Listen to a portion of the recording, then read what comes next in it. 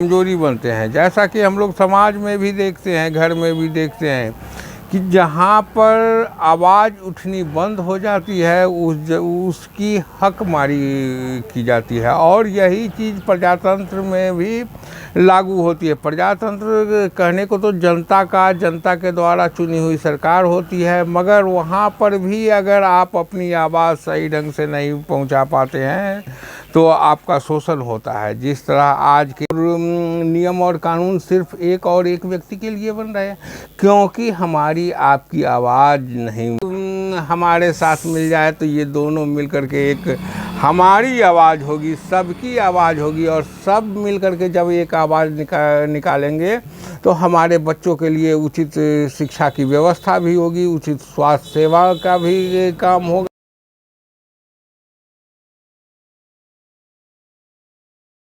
नमस्कार, समीर कुमार जब आपकी आवाज़ में बोलता है तो बातों को तौलता है, और जब बातों को तौली जाती है तो सवाल उठते हैं, और सवाल का जवाब ढूंढते हैं जवाबदेह लोगों से।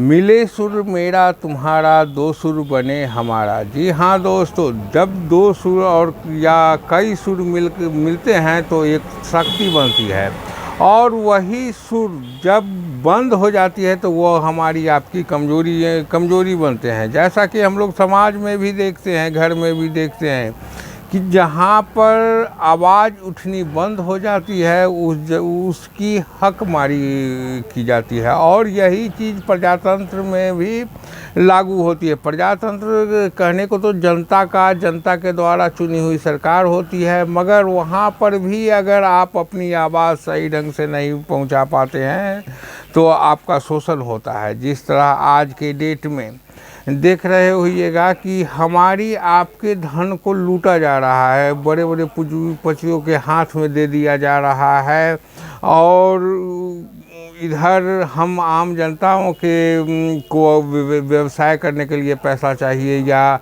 यहाँ के व्यवसायिक फील्ड के विकास के लिए पैसा चाहिए, या आपके क्षेत्र के सड़क निर्माण या बिजली के विकास या शिक्षा के विस्तार के लिए पैसा चाहिए, उस पर सरकार इन्वेस्ट नहीं करती है। और हम लोग आजकल देख रहे हैं कि जो विदेश नीति बनती है या देश नीति बनती है वो सब उद्योगपतियों के लिए बन रही है। जैसा कि वर्तमान सरकार में हम लोग देख रहे हैं कि वर्तमान भारत सरकार की विदेश नीति सिर्फ अडानी जी के लिए बन रही है। माने वो ऑस्ट्रेलिया जाएंगे तो वो माने ऑस्ट्रेलिया के साथ कैसा संबंध हो, वहाँ कैसा व्यापार हो, तो अगर अडानी जी का बिजनेस के लिए वो सूटेबल होगा तो वहाँ वैसी नीति बनाई जाएगी। वही चीज़ श्रीलंका के साथ, वही चीज़ पड़ोसी देश बांग्लादेश में, यानी पूरे वर्तमान सरकार ये नीति उनके लिए बना रही है। आखिर इतना समय उनके पास है कि देश के अंदर भी हम लोग देख रहे हैं कि अडानी के बिजनेस को सेटल करने के लिए ये क्या कर रहे हैं कि बड़े बड़े कंपनियों को भगा दे रहे हैं। जैसे कि एक मोटर कार की कंपनी थी फोर्ड इंडिया, तो वो विदेशी मल्टीनेशनल कंपनी थी, वो भारत में कार निर्माण का व्यवसाय करती थी, और उसका कार एक बेहतर और मतलब कमर्शियल था, उसे कम खर्च में अच्छा सुविधा दे रही थी। लेकिन वर्तमान सरकार चूँकि अपने परम मित्रों को लाभ दिलाना चाहती थी, इसलिए उन कंपनियों पर ऐसे टैक्सेज लगाने चालू कर दिए कि अंत में उस कंपनी को छोड़ करके भारत से भाग जाना पड़ा। यानी कि हम देख रहे हैं आखिर क्या कारण है कि भारत की 140 करोड़ की जनता है और नियम और कानून सिर्फ एक व्यक्ति के लिए बन रहे हैं, क्योंकि हमारी आपकी आवाज़ नहीं उठती है। और ऐसा नहीं, सरकार कमाने के लिए क्या कर रही है कि जैसे जीएसटी लाई, मैंने नोटबंदी की, इसके में हमारे आपके जो धन निकले वो धन भी अपने पूंजीपति में, यानी कि हमारे जो भी नीति बन रही है वो अपने परम मित्रों के लाभ दिलाने के लिए बन रही है। और हम लोग जानते हैं कि ये नेता लोग लूट रहे हैं, और हम लोग घर में बैठ कर के कहते हैं कि राजनीति में तो लुटेरा सब होता ही है।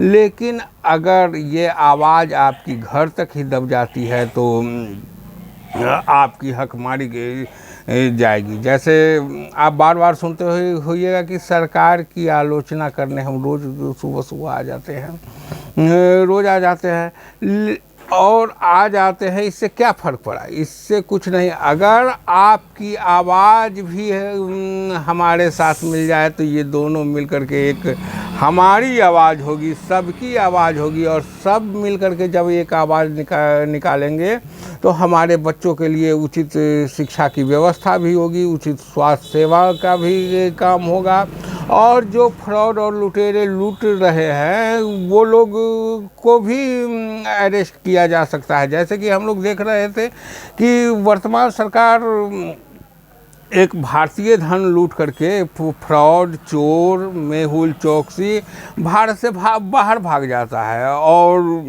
वहाँ पर उस पर केस हुआ था, इंटरपोल का केस, कि रेड कॉर्नर नोटिस निकला था कि उसे वर्ल्ड के किसी भी देश में जहाँ पर हमारे मित्र देश हैं वहाँ पर अगर देखा जाता है तो उसे अरेस्ट किया जाएगा।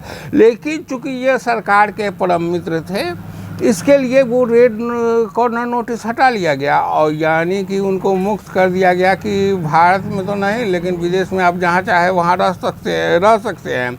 इससे क्या हुआ कि हमारी आपकी जो धन लूटी गई वो तो गई, वो क्यों आएगा इंडिया? वो अच्छा जीवन विदेश में ही बिता लेंगे, वो अपने बच्चों का भविष्य वहीं सेटल कर लेंगे। आपके बच्चों का क्या भविष्य होगा? और जब तक हमारी और आपकी आवाज़ एक सुर में नहीं निकलेगी तब तक कभी हमारी आपके देश की मजबूती हो सकती है।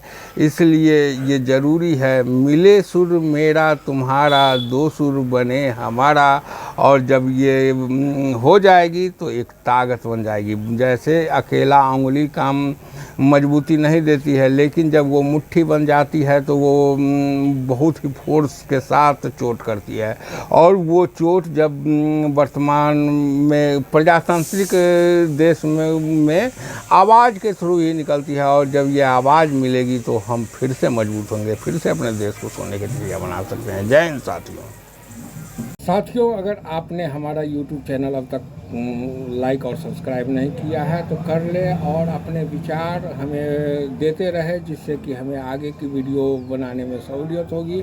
अगर आपको हमारे विचार नहीं पसंद आ रहे हैं या आपके विचार से विपरीत भी लग रहे हैं, तब भी आप कमेंट करें, और मैं अपने विचार के द्वारा